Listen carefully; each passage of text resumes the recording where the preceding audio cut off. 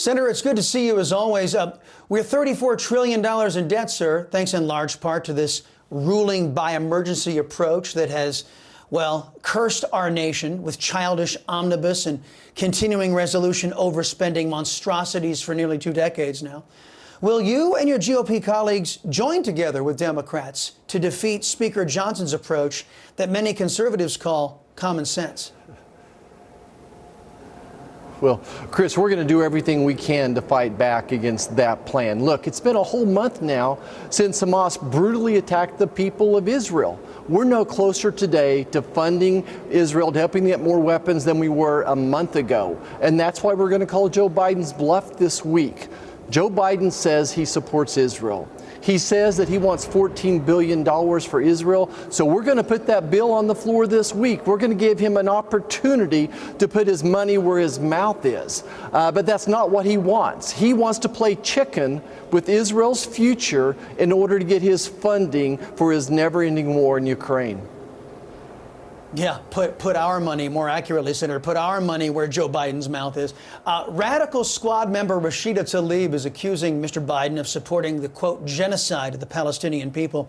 She also echoed this anti-Semitic chant from the river to the sea, which calls for Hitler's dream to finally be realized, the eradication of Jews.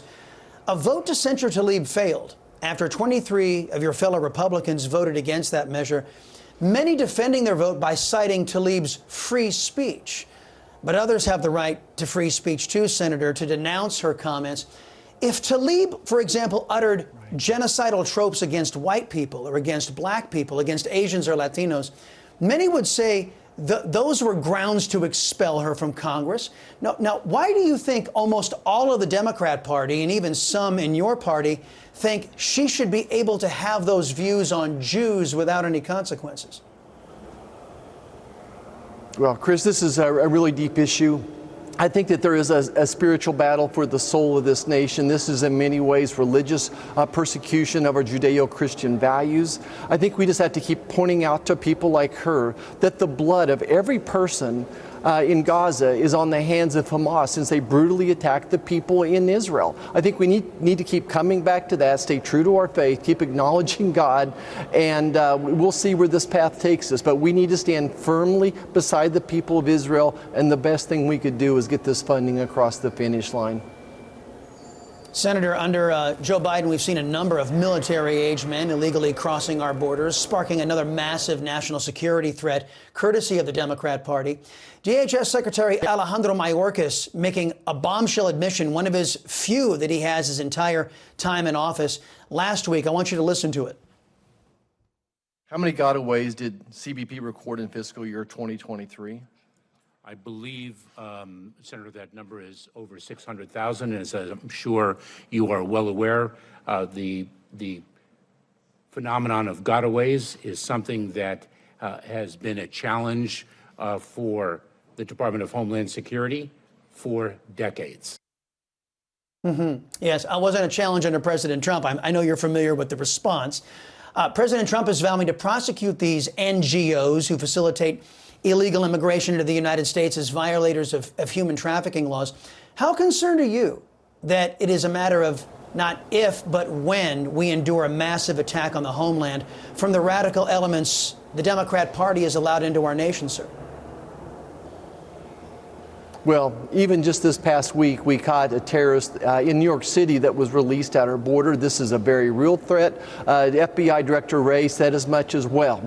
Look, Chris, I have 10 million reasons why I'm concerned, 10 million reasons why we need a new president in the White House. Under Joe Biden, 10 million people, almost 10 million people now, crossed the border illegally. Amongst them, 600,000 gotaways this year alone.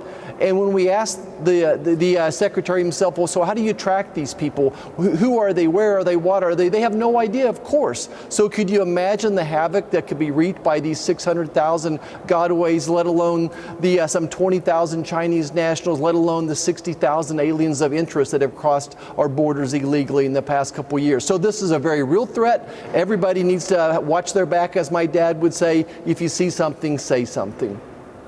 Right. And Senator, I don't have to imagine. I just saw what Israel just went through as military-age men breached their border. So we don't have to imagine, sir. Senator, last quick question I have for you. You know, some 12 appropriation bills are supposed to be headed to the Senate's way, and I know the House has passed some of them over there. How many of those bills has the Senate under Chuck Schumer actually addressed? Well, we had a little minibus with 3 of those, but here's the problem. This is exactly what Chuck Schumer wants. If he had his way, he would wait till the end of the year, put them all together in one great big omnibus package, because he can control the funding. He can what goes where. He can slip in a little bridge to nowhere here, a little funding for all of his universities in New York State as well. That's the challenge right now. Then he wouldn't mind slipping in another $100 billion of funding for Ukraine, as long as we're there at the fountain of money. And to your point, though, your first point you made, the greatest threat to our children's future is our national debt. $33 trillion. We spent $900 billion on interest alone this year. This is unsustainable at this point in time. We need to get back to a regular process where we take these one at a time. We could have started this in June. Our committee, our appropriations committee, had their work where we could have done to the point we could have started this in June, had it all buttoned up before September 30th. But not under Chuck Schumer. That's not going to happen.